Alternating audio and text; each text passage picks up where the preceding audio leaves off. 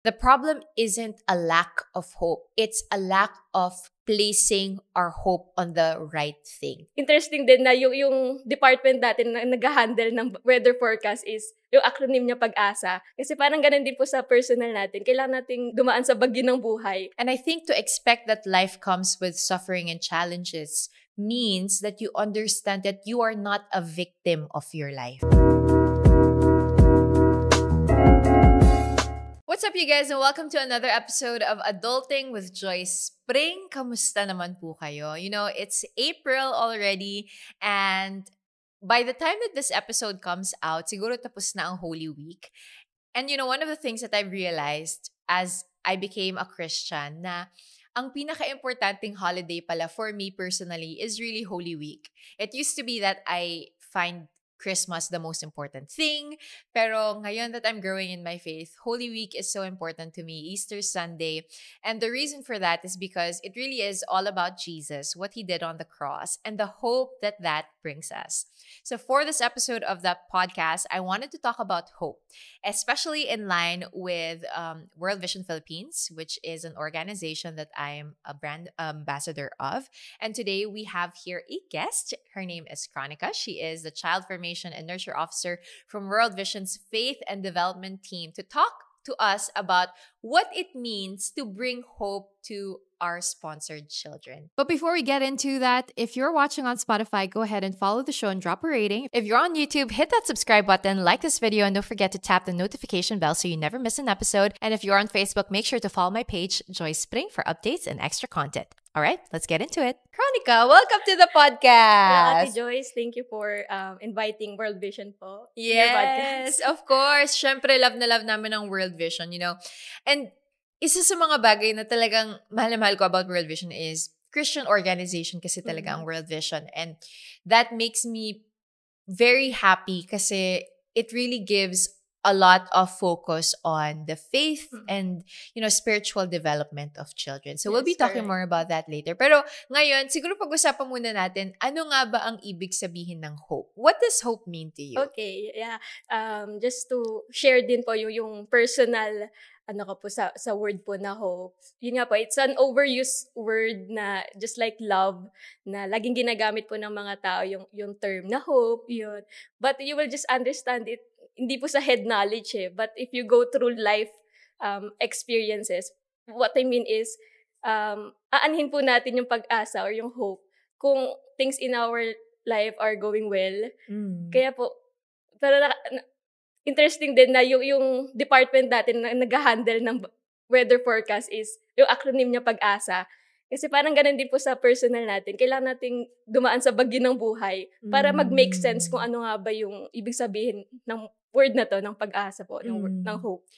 Yeah, I like what you're saying na parang overused yung word na hope, diba? Na parang it's always used as, I guess, I hope that I get the job promotion. I hope, ganun. Pero if you really look at the definition of hope, in terms of what it truly means in our human experience, it goes much deeper than that, diba? Totoo. Hoping is, meron akong book na binabasa ko sa kids ko is hope is knowing that there are happy things to come. So yun yung parang simplification niya, parang sasabi niya na hope means that trusting that happy things will come.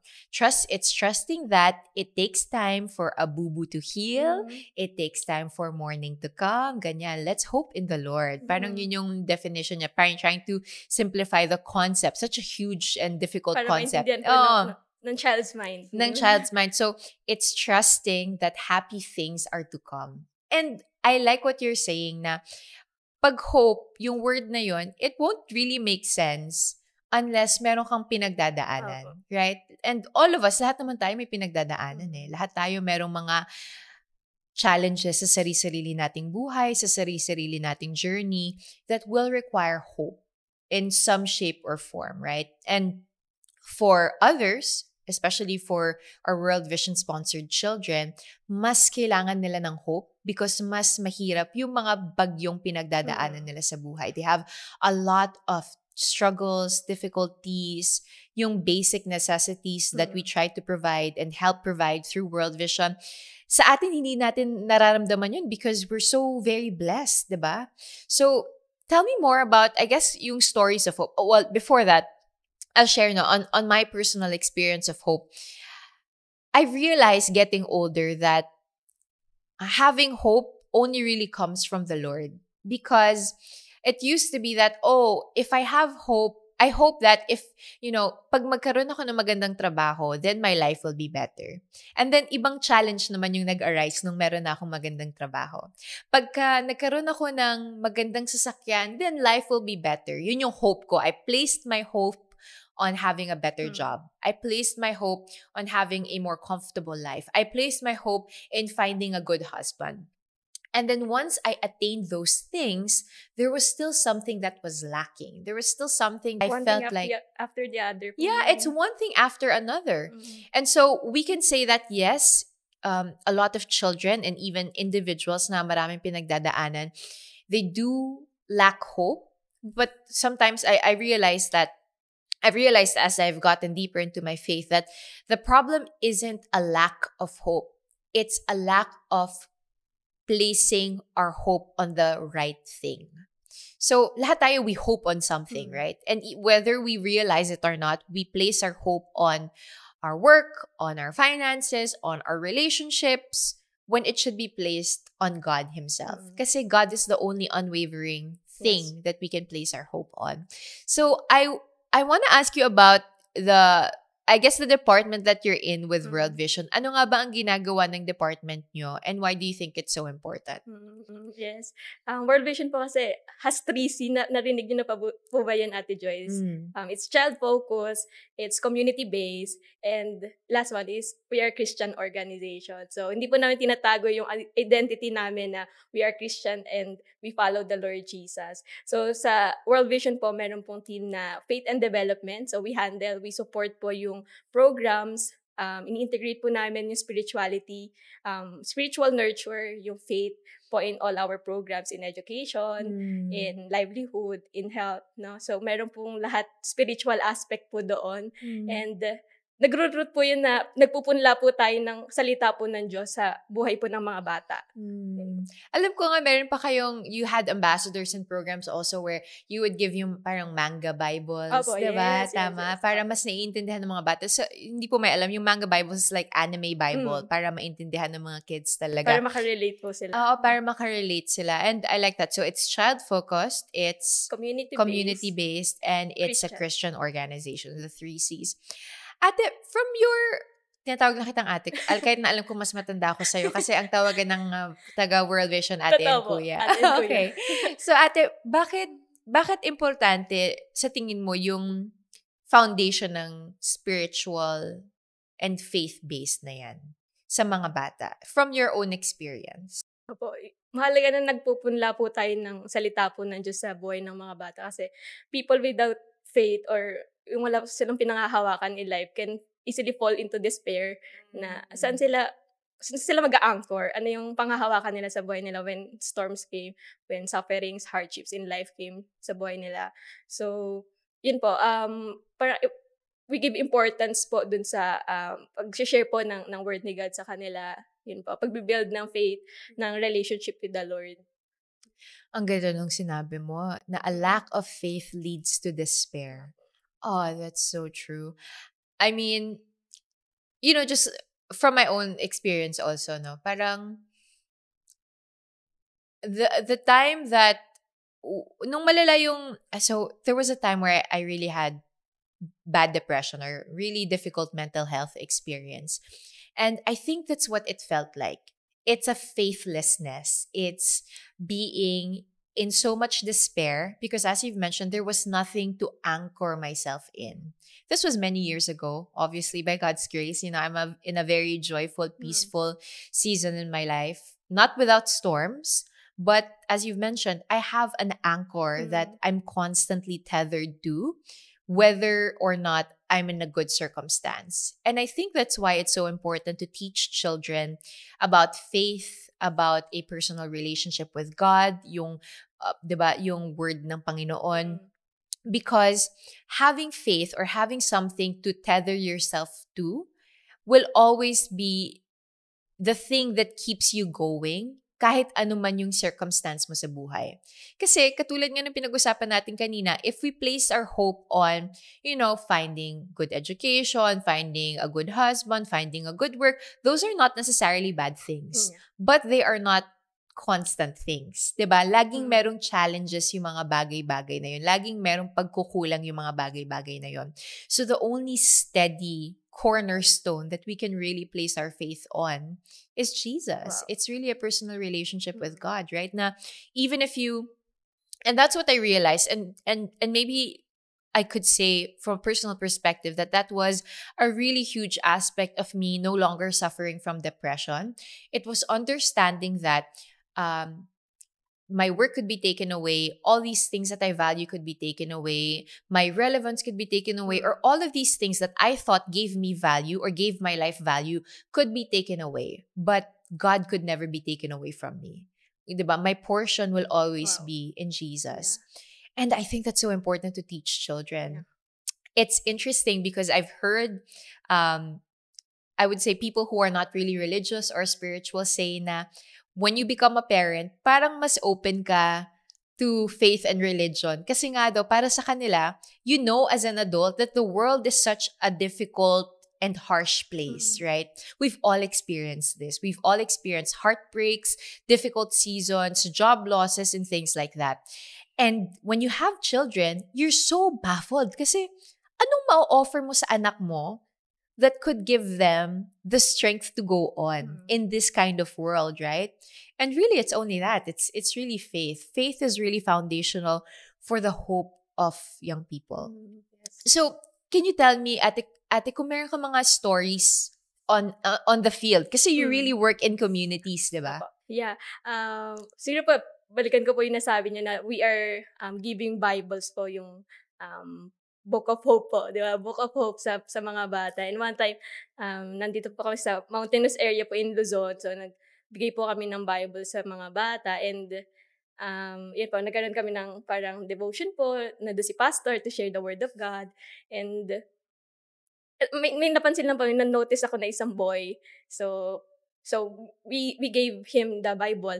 And then, meron po snacks. may snacks na kasama. And, nung natanggap niya yung Bible and yung pagkain, ang una niyang ginawa is to open that Bible and read it.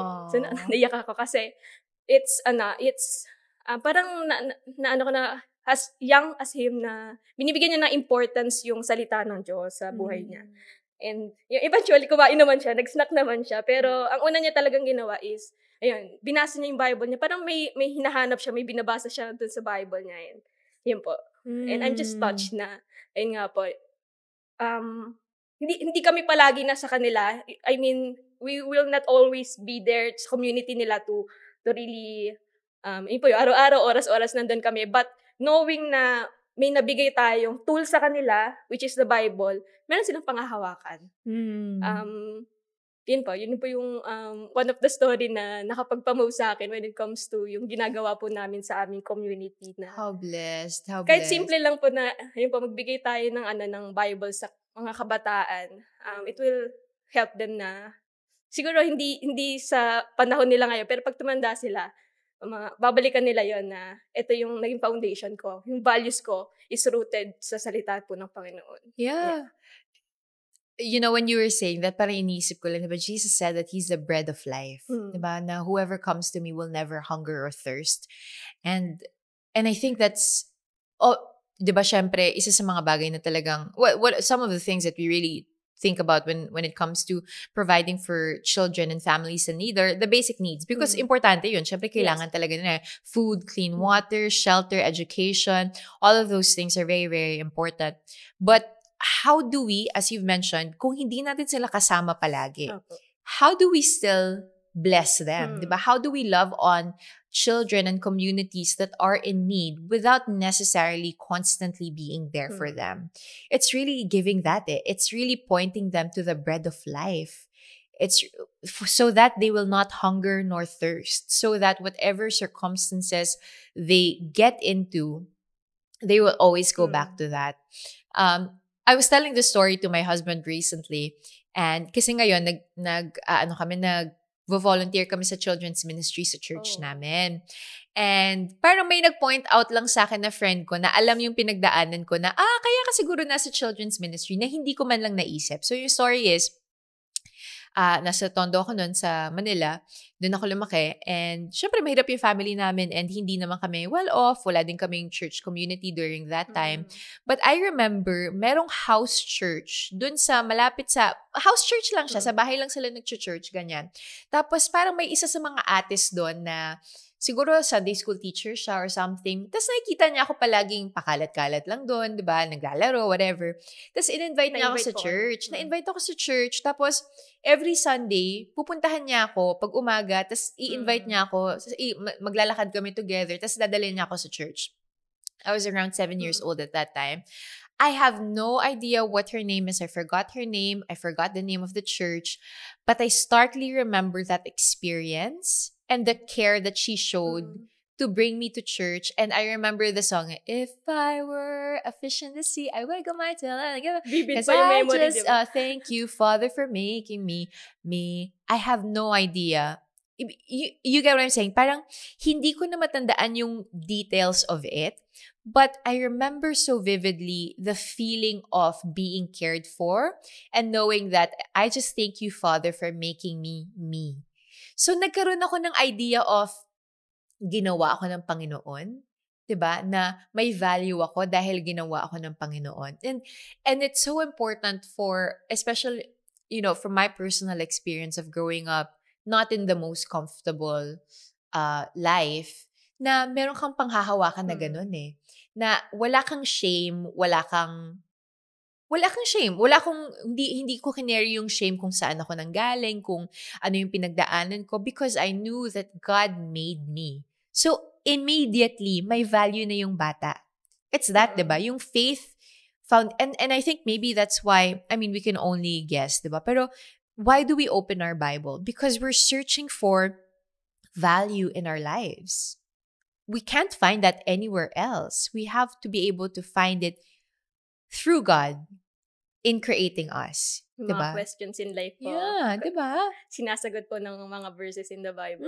Tama. So, yung mga questions in life na meron tayo, yung mga verses lang naman sa Bible lang magbibigay talaga ng guidance sa atin, diba? Wow. Pair that with all of these other initiatives of World Vision, for education, for water, for school supplies, for all these other things that are very important to a child's life.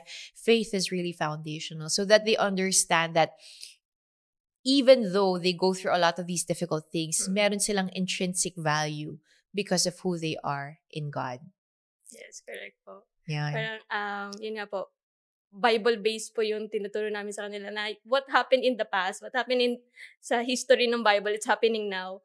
And so, we can draw guidance dun sa salita ng Diyos. Ang ginawa nila nun? Anong meron sila nung araw na yon? It was Bianca Umali, my fellow ambassador at World Vision, calling on everyone to help end child hunger now. Together, we can make a lasting difference in the lives of millions of children here in the Philippines.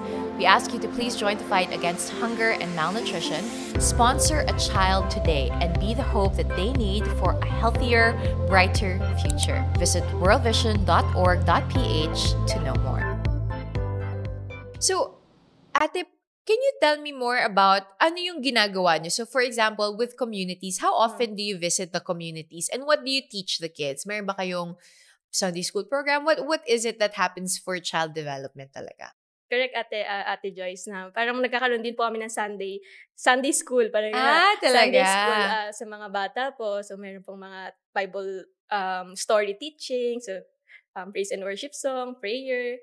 And meron din naman po na parang long term na meron po kaming mga trainings po, parang retreat po, spiritual retreat for families and for youth na talaga? So they go through parang self-discovery po, yung identity po nila sa Panginoon. So, yan po. Meron po kami mga manuals na ginagamit po na it's Bible-based po. Meron ka bang mga stories of families who've actually gone through these programs na talagang nakahanap sila ng strength through their faith? Yes po. I recently met po community partner po ito. So, nag-undergo po siya ng parang celebrating families po namin na program. So, it's spiritual retreat for family po. And na-realize niya doon na I'm not giving importance anymore to my family. So, nung after niya na umalis din sa sa training po na yon. So that's when yung nagbibigay siya ng oras sa mga magulang niya, and sabi po niya Aw. natuto siya mag-pray. Yun. Na hindi naman niya usually ginagawa, at na ayun po, natuto siya magdasal ulit. Yun po. Teach a man to fish. That's Mm. really what it is, no? What a blessing, because if when you look at the world now, and I'm sure anybody who is thinking critically about the state of the world that we're in right now, when you really look at the world now, it feels so hopeless, 'di ba? Parang ang dami-daming maling nangyayari sa mundo. Ang dami-daming mga taong nasasaktan, nahihirapan. All of these things are happening all over the world. How can you find hope in that, right? It's really only through a relationship with God talaga, because everything else is pointless kung titignan mo lang yung mundo na parang, wow, what is the point of all of this if we do not have victory in Christ? And I think that's such an important work that you're doing, to be able to teach the simple things, right? Praying, reading your Bible, diba? Doing all of these things. So, para sa mga tao naman ngayon who might be tuned in and hindi nila alam how to search for hope, paano nga ba? Ano yung mga tools na tinuturo nyo in your communities that you can also impart to us right now? How to cultivate yung hope po. Yes. Yes. Siguro po, yun nga, pabalikan natin na hope will arise kapag nandiyan na yung hardships, yung sufferings in life. So, my encouragement po is to embrace that that thing po na you're struggling of, na maging open tayo dun sa sufferings ng buhay, and yun po, tayo sa mga resources na binibigay ng Panginoon sa atin. Halimbawa po, sino yung mga tao sa paligid mo na meron ka na, sino yung makakasupport sa'yo ngayon? Ano yung mga parang helpful coping na pwede mong gawin right now na nag-struggle ka sa buhay mo? So, yun po. Oh, I like that. So, two things. The first, Connecting them to people, connecting them dun pa sa sarili na rin nila. Internal resource po nila, kung ano na yung meron talaga sila. Ang ganda nun, ate. Alam mo ko bakit? Kasi the first thing that you talked about is to simplify it. It's to expect that life comes with suffering and challenges. And I think to expect that life comes with suffering and challenges means that you understand that you are not a victim of your life. That's the first thing that we have to understand. We are not a victim of the lives that we live, the family that we were born into. That's not to say that there aren't real pain and suffering and challenges, but that to live is to suffer. It's really part of life. Part of life is going through constant challenges, storms, and difficulty. That's the first one. When you realize that kasi, magkakaroon ka ng empowerment na, okay, part lang to ng buhay. Pwede ko siyang pagdaanan, pwede ko siyang pag-aralan, di ba? To learn something from it, to learn a lesson from it, at pwede ko rin siyang maging tool para magkaroon ako ng hope and magkaroon ako ng strength, kumbaga. That's the first one. And the second is how important community is. Yeah. To find people, or at least be aware of the people around you. Do you have one good friend? Diba? One good friend is better than 10 acquaintances. One good friend that you can rely on, be encouraged by, to journey with, that one good friend. Or maybe do you have a teacher that can mentor you, a family member that cares deeply for you, to foster those relationships, to help you when things are tough and when things are when you have storms that you're going through. Two very important things. Now, I always talk about here on the podcast the importance of giving. Kasi what I've realized, and I know there's research on this. Please Google it, because I know there is. I forgot which specific research paper it was. But there's a research that said that people who give and who focus on helping others are actually happier than those who just focus on their own dreams and their own needs. So there's multiple researches on, I forgot what it was called, basta please research it. My mom brain is currently at work. Pero sinasabi nga nila na the more that you help others, the more happy that you are. I also saw see Adam Grant talk about this. He's a speaker, and sabi niya, there's recent research that shows that writing down about how you were useful to other people actually makes you even more happy than just writing down about the things that you're grateful for. And I found that so interesting. But it's so biblical in that way. Kasi diba, sabi sa Bible, the least will be the most. So kung sino yung pinaka-humble, yun yung pinaka-i-uplift. So the key to contentment, the key to joy, the key to hope, the key to happiness is to focus not on yourself, but in serving others. Wow. That's the call of God for us, diba? It's love God with all your heart, your soul, and your mind. And it's to love others as yourself. So it's so interesting na yun yung research, yun yung science, yun yung nabibigay ng mga scientists natin na data.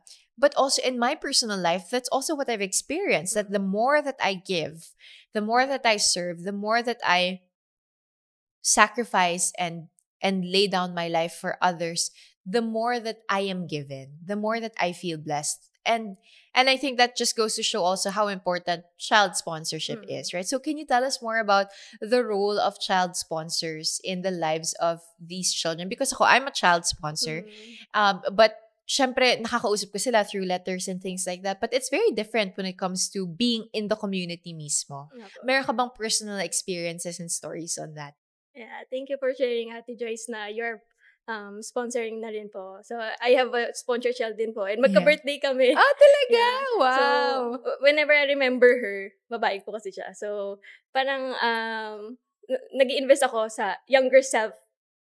Parang younger self ko na I'm supporting a dream, na I'm supporting her family to achieve her dream. So, yun po, sa mga sponsors and partners po natin. So, you are not just giving sa isang child po but you're giving dun sa, nagkakaroon ng impact sa family, and then nagkakaroon ng impact sa community. They're having, na-insert sa kanila yung hope na, ano pa rin, yung old saying na, sila yung pag-asa ng ating bayan, yung mga kabataan po natin, yung mga bata. Children are so precious. I mean, I have 2 of my own. I think now I have several child sponsors also through World Vision, and it's what's an even more important job than to nurture these children, right? And you're right, hindi lang yung bata yung ninunurture mo eh. Of course, you are nurturing their dreams. You are encouraging them to keep on dreaming, to keep on hoping, to pursue the person that God has really set them out to be. But it's also bringing hope to their families, bringing hope to their communities, that there are, maybe we are considered strangers in their lives, right? We're not really related, we're not family, we didn't grow up in the same communities, but we're here, we're showing up for them out of love, out of joy, diba? Out of being able to say, I'm here because I love you and I want you to hope in a better future. Because God wants a better future for you. Because God loves you. Because there's joy waiting. And I think that's why child sponsorship is such a beautiful opportunity for anybody. So for those of you who have not yet sponsored a child through World Vision Philippines, you can go to worldvision.org.ph and be a child sponsor today. Ayan, Ate Chronica, any last message or story that you want to share before we end the podcast? Yes, siguro po, word of hope or encouragement for everyone listening po and watching. Yung, if meron po kayong kakilalang bata or you're a parent, or yun nga po, may kakilala po kayong kabataan or bata. So, pray for them and teach them also how to pray. Kasi sabi nga po nila, if their hearts will be broken, they will not go to the world. They will not do things of the world, but they will run to their Father. They will go to the Father for help. I love that. We have a Heavenly Father that we can always run to, whatever season of life we're currently at. An encouragement to everybody here to hold on to the hope that is found in Christ and to pass on that hope to our children, to the future generation. Maraming salamat, Ate, for being on the Thank you po, podcast. Ate Joyce. God bless Yay! you. God bless you. Thank you for watching this episode of Adulting with Joy Spring. Again, don't forget to visit worldvision.org.ph. Be a part of the hope movement that we have going on. Be part of the people that want to bring hope to Filipino children and families. And we'll see you there. And we'll see you on the next episode of the podcast. Paalam.